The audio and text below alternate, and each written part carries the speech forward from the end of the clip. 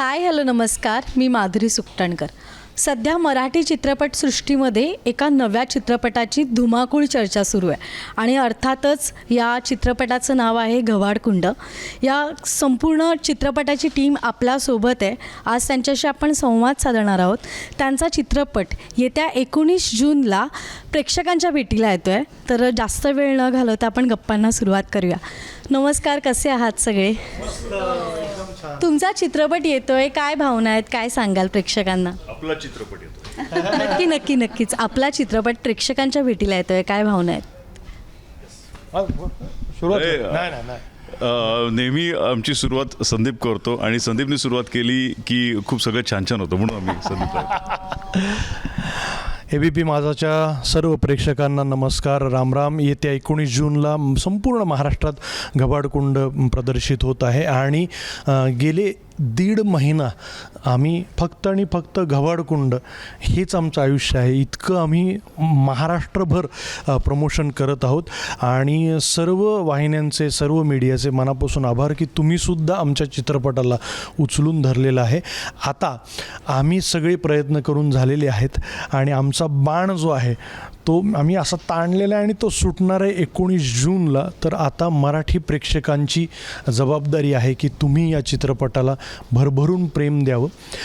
घबाडकुंड जो चित्रपट आहे त्याचा जॉनर जरी हॉरर, थ्रिलर, ॲडव्हेंचर असा असला तरी पण ॲक्शन, इमोशन, ह्युमर, पण जास्ती करून हॉरर आणि थ्रिलर असा जरी असला, कारण ट्रेलरमधून लोक अरे बापरे, तर असं नाही आहे. आम्ही भूताला घाबरणार आहोत आणि आम्ही चित्रपटाच्या पडद्यावर भूताला घाबरतोय हे बघून फिल्म तुम्ही एन्जॉय करणार आहात. त्याच्यामुळे सगळ्यांना घेऊन जा, सहकुटुंब, सहपरिवार हा चित्रपट बघण्यासारखा आहे. एकटे जाऊ नका, अख्ख्या वार्डाला घेऊन जा, लहान मुलांना घेऊन जा, तुमच्या आजी आजोबांना घेऊन जा.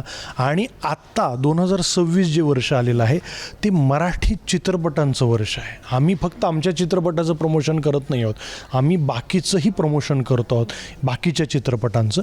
मराठीमध्ये एक खूप चांगली वाईब, खूप पॉझिटिव्ह सकारात्मकता अशी तयार झालेली आहे की क्रॉस प्रमोशन करत आहेत. बाकीची लोकंसुद्धा आमच्या चित्रपटांबद्दल बोलत आहेत.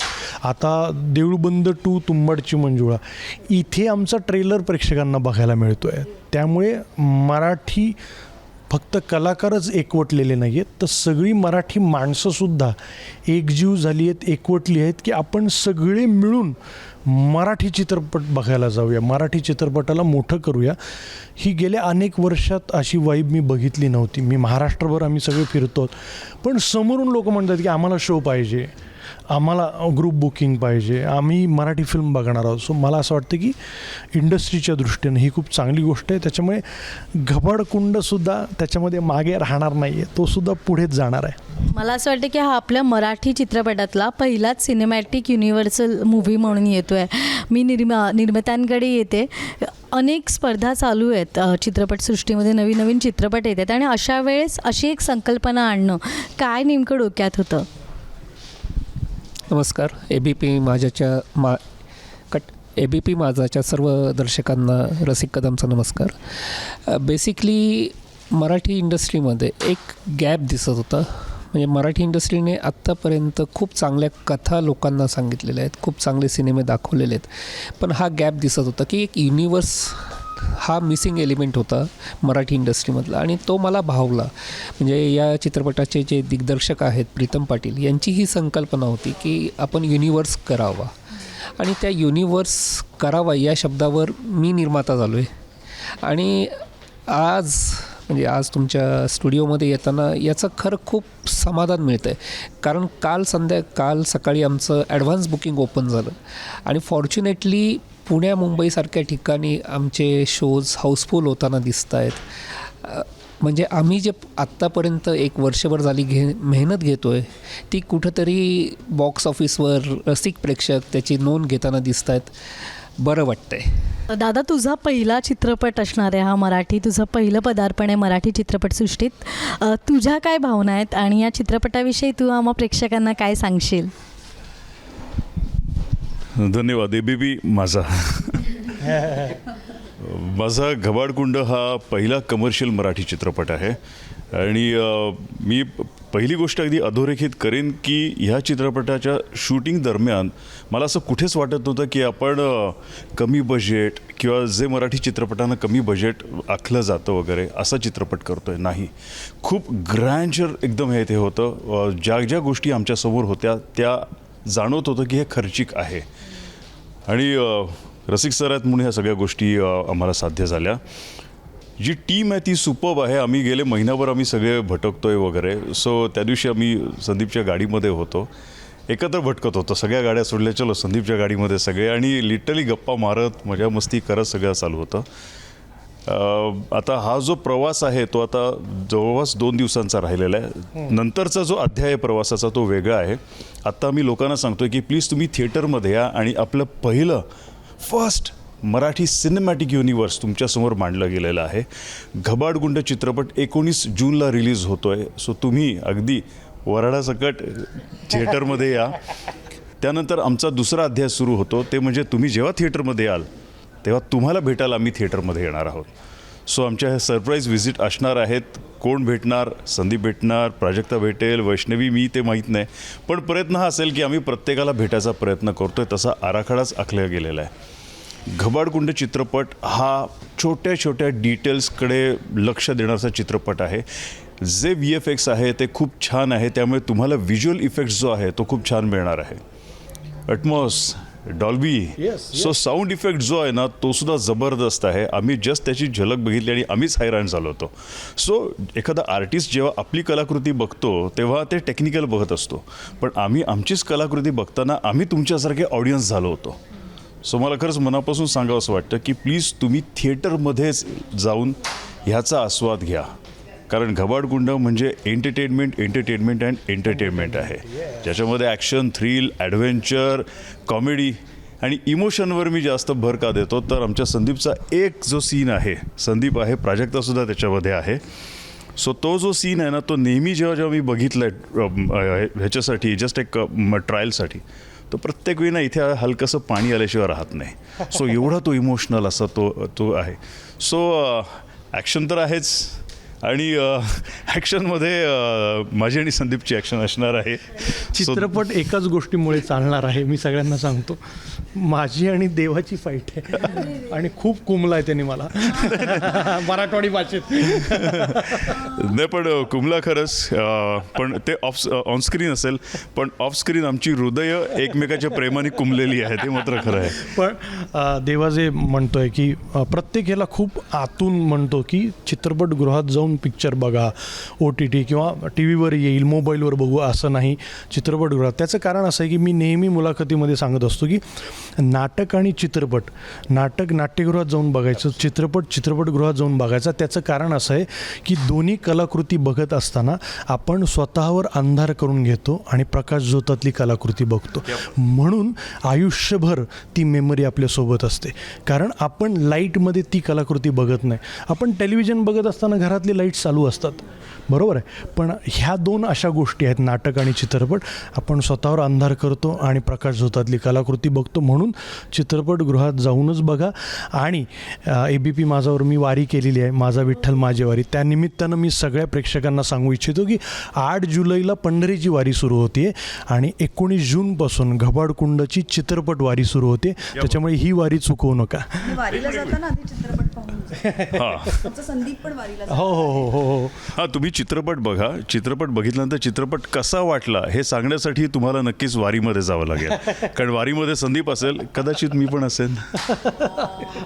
सो खूप छान असे घबाडकुंडचे वाईब्स आहेत, आणि आमच्या इथे दिल्याची रीलमधली वाईफ आहे. वा वा वा.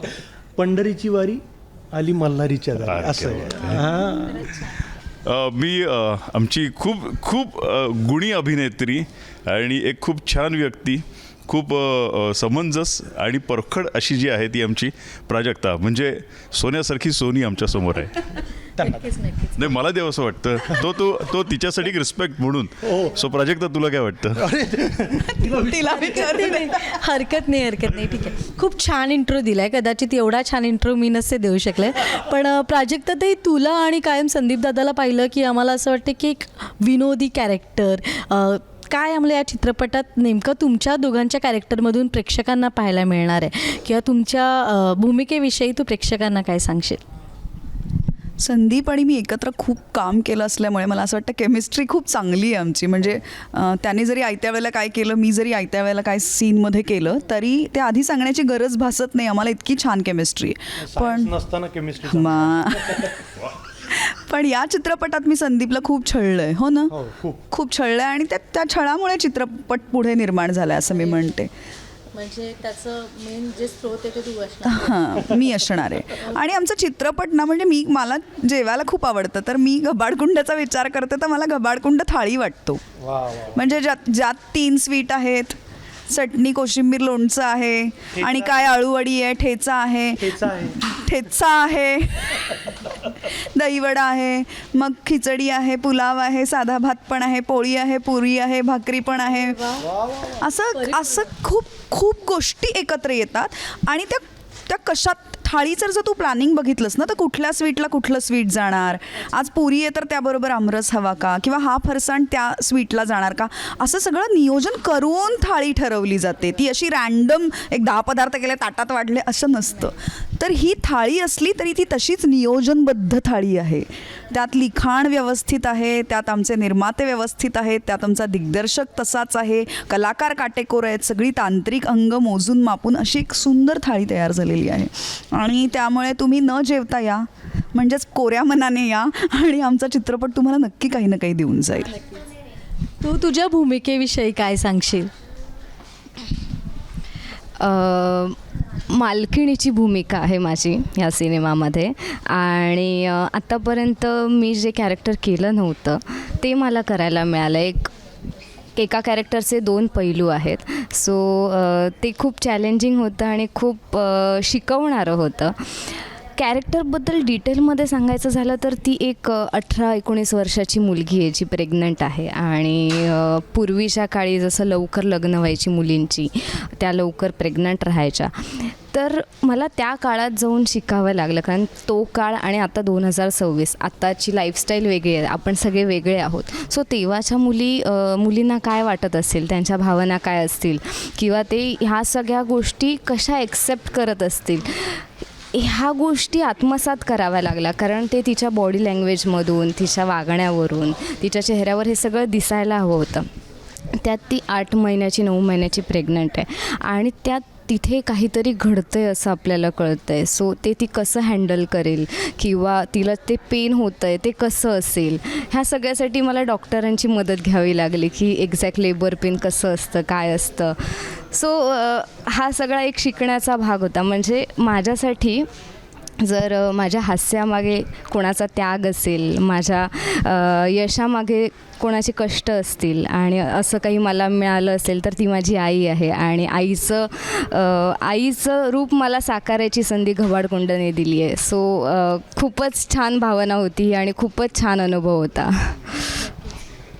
मला फक्त सांगा, तुमच्यापैकी अदृश्य शक्तीवरती किती जणांचा विश्वास आहे, किंवा या सगळ्या गोष्टी शूटिंग दरम्यान तुम्हाला असे काही अनुभव आले किंवा काय असे काही किस्से वगैरे घडले, किंवा असा एकमेकांना घाबरवण्याचा प्रयत्न वगैरे केलात सेटवरती, असं काही झालं?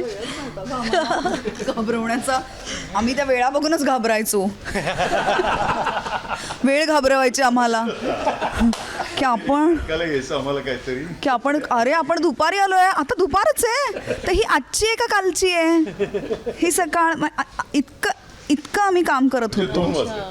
आहेत का रात्रीचे आहेत. हां, त्यामुळे आम्ही इतकं काम, आणि इतका मोठा चित्रपट आहे, ह्याची व्याप्ती इतकी मोठी आहे, कॅनव्हास इतका मोठा आहे या चित्रपटाचा, आणि इतक्या व्यक्तिरेखा आहेत की हे सगळं एकत्र मोठ बांधणं इतक्या दिवसात हे खरं कौशल्याचं काम होतं. आणि मला असं वाटतं की प्रीतम सर आणि रसिक सरांनी ती खूप छान बांधली मोठ, आणि म्हणून ते 30 दिवसात पूर्ण होऊ शकलं. नाही तर हे 30 दिवसात, 35 दिवसात, नाही तर हे किती दिवस गेले त्या चित्रपट? 35 दिवस. पण हे 35 दिवसाचं काम नाही आहे. म्हणजे जेव्हा तुम्ही ते पाहाल, मग ह्यांचे ॲक्शन सिक्वेन्स किंवा आमचा सेट किंवा आजूबाजूचं वातावरण, असलेले कलाकार, त्यांना सगळ्यांना एकत्र आणून ते करून घेणं, तर हे कठीण काम होतं फार. नक्कीच. त्या विहिरीबद्दल मला त्या विहिरीत असं कोणतं रहस्य दडलं आहे की संपूर्ण चित्रपट त्या विहिरीवरती आहे? कोण सांगेल? नाही, प्राजक्तांनी उत्तर दिलेलंच आहे. पण मला हे सांगायला आवडेल की तेच की जेव्हा गोष्ट आम्ही ऐकली होती तेव्हा असं भव्य दिव्य समोर आलं की बापरे, हे कसं साकारणार आपण. म्हणजे लेखकाने लिहून ठेवलं आहे की हे आहे, पण निर्माता ते उभं करायचं एवढं. पण आमचा निर्माता डॉक्टर रसिक कदम एवढे स्ट्रॉंगली आमच्या पाठीशी उभे राहिले की आम्ही खेड शिवापूरला त्यांच्या ओळखीमध्ये आम्हाला एक जागा मिळाली आणि जवळपास 18,000 ते 21,000 स्क्वेअर फूट ती जागा होती. तिथे आम्ही सेट उभा केला. तुम्ही जी विहीर विचारताय ती विहीर आम्ही बांधली आहे ती तेवढी, आणि बाकी तिथून टनेल, मग तिथून आतमध्ये गुहा, मग काय जुनं सगळं जे आम्हाला घबाड गवसणार आहे ती जागा, हे सगळं आम्ही उभं केलं आहे, ते बांधलं आहे तेवढं. आणि तो सेट तिथे उभा केला तर आम्हालाच असं प्रिव्हिलेज वाटत होतं की या सेटवर आपल्याला अभिनय करायला मिळणार आहे, इथे आपल्याला ॲक्टिंग करायची. की 30 फुटाची खोल विहीर, 30-35 फुटाची, ती आम्ही उभी केली आहे. सो मला निर्मात्यांना थँक्यू म्हणायचे की लेखकांनी लिहिलं हो, पण ते उभं करण्यासाठी पैसा आणि त्याच्यासोबत जिगर लागतं. सो मला असं वाटतं की पहिल्यांदा असं काहीतरी घडतं की इतका मोठा सेट, आणि तिथे मी काम केलं. ह्याच्या आधी मी फक्त महेश मांजरेकर सरांची नटसम्राट मूवी आली होती त्यात मी काम केलं होतं, तेव्हा सेट उभा केला होता फिल्म सिटीत. त्याच्यानंतर डायरेक्ट घबाडकुंड मी चित्रपटात काम केलं ज्याच्यामध्ये इतका भव्य दिव्य सेट आहे, आणि जे रहस्य दडलेलं आहे तुम्ही जे विचारलं ते सगळं कुंडामध्ये आहे, विहिरीमध्ये आहे, आणि घबाड जे आहे ते 19 जूनला उघडणार आहे. कसं आहे, मग रसिक सरांबद्दल मला एक गोष्ट खूप सांगावीशी वाटते की आमचा जो पहिला दिवस होता ना, त्या पहिल्या दिवसाच्या पहिल्या सेकंदापासून हा माणूस आमच्याबरोबर आहे आत्तापर्यंत, आणि परत राहणार आहेत ते. मग त्यांनी जे आमचं शेड्यूल असतं ना की आमच्या ऑडियन्सना भेटायचं, त्यांना कडकडून भेटायचं, त्याच्यानंतर त्यांचे रिव्ह्यूज ऐकायचे, सो त्या ह्याच्यामध्ये सुद्धा ना रसिक सरांनी सांगितलं की मी स्वतः तुमच्याबरोबर असणार. सो खूप त्यांचं नाव एकदम सार्थ करतायत. हो, रसिक मायबाप प्रेक्षकांना भेटायला स्वतः रसिक येणार आहेत. प्राजक्ता खूप छान सांगितलंस का, परफेक्ट सांगितलंस आहे. हो, ते त्यांचं नाव एकदम सार्थ करतायत. आणि मला असं वाटतं सेटच्या बाबतीत म्हणजे पुढे जेव्हा काही वर्षांनी कुठल्या गोष्टींसाठी काही चित्रपटांचं नाव घेतलं जाईल तर सेटसाठी नक्की घबाडकुंडचं नाव घेतलं जाईल. आमचा योगेश इंगळे आमचे आर्ट डिरेक्टर आहेत, कला दिग्दर्शक, त्यांनी इतकं सुंदर सेट, म्हणजे तो सेट म्हणावा हे सुद्धा मला जड जातं. तो सेट नाही, माझ्या दृष्टीने घबाडकुंडमधली महत्त्वाची व्यक्तिरेखा सेट आहे, आणि त्यानंतर आम्ही सगळे आहोत, किंवा आणि सेट आहे. नाही, बरोबर, अगदी बरोबर. कारण प्रत्येक जण त्या तिकडे ना स्वतःचा जीव ओतत होता. आर्ट डिरेक्टर असो, DOP असो, आम्ही आर्टिस्ट किंवा प्रोड्युसर, डिरेक्टर सगळेच. पण एवढंच सांगतो की प्रत्येकाचं जे काय फलित आहे ना ते 19 तारखेला आम्हाला मिळणार आहे. आणि बस तुमचे आशीर्वाद हवेत, आणि तुमचे आशीर्वाद आम्हाला असे नको तर डायरेक्ट थिएटरमध्ये बसून तुम्ही ते आशीर्वाद द्यायचे. आणि पहिल्यांदा असं झालं आहे मराठीमध्ये, मी चुकत नसेल तर, की शूटिंग सुरू झाल्यानंतर पुढच्या 3 ते 4 दिवसानंतर आम्ही एक दिवस गॅप घेतला आणि मीडिया व्हिजिट, सेट व्हिजिट ठेवली. संपूर्ण मराठीतलं मीडिया आला होता आणि त्यांनी पूर्ण म्हणजे सेटवर पहिली प्रेस, म्हणजे प्रेस कॉन्फरन्सच पहिली जी झाली ती सेटवर झाली. आणि आम्ही बाईट जे दिलेत, इंटरव्ह्यू टिकटॅक जे दिलं आहे ते विहिरीमध्ये आहे, त्या कुंडामध्ये आहे, त्या बोगद्यामध्ये आहे, जिथे घबाड गवसतं ती सोन्याची जी रूम आहे तिथे, वेगवेगळ्या ठिकाणी आम्ही बाईट दिलेत. आणि सगळ्या मीडियानी अख्खा सेट टूर केला, सेट टूर. ते पहिल्यांदा झालं आहे मराठीमध्ये. नक्कीच. यानंतर असं काही धाडस करणार आहात की नाही? म्हणजे हा चित्रपट, म्हणजे आता मी सगळ्यांकडनं ऐकते तुमचं कौतुक तर फारच, मला वाटतं संपूर्ण आज मुलाखतीमध्ये आपण तुमचंच कौतुक जास्त ऐकलं आहे.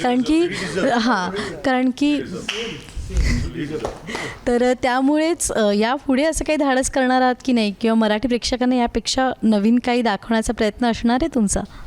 नक्कीच. बेसिकली हे धाडस नाही, हे कॅल्क्युलेटेड रिस्क आहे. ही जी गॅप दिसत होती युनिवर्सची, आणि युनिवर्स हा एका अध्यायाने पूर्ण नाही होत, ही सुरुवात आहे. पुढच्या 3 वर्षाचे प्लॅन्स आमच्याकडे आहेत.